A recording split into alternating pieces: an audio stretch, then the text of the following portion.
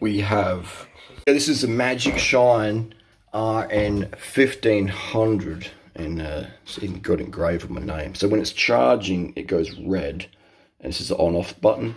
USB-C, so very fast charging light. This is the big mama, the big data, the RN3000.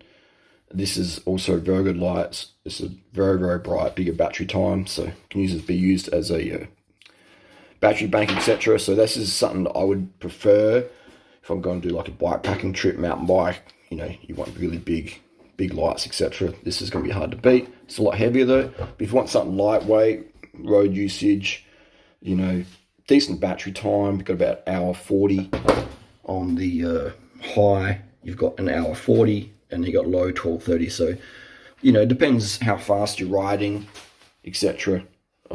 If you're on the road, etc., how much you want there. But it's pretty light, and it's pretty streamlined. It fits like a Garmin style mount.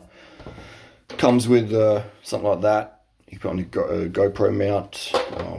I use this one, is pretty good as well. You just sort of different bands for different diameters of bars, etc. So it comes, you know, a little USB-C charger, which I think is just really nice. It just pokes in real easy, fast charging. Price-wise, depends. They have them on sale now and then. It comes in a white box. But yeah, it's pretty straightforward. I rate it.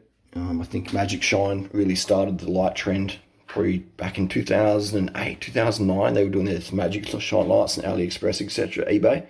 And now in 2022, they've picked it up as well. So these ones are pretty crazy, pretty good, and reasonably priced as well. If you've had any of these lights, let us know down below what you think.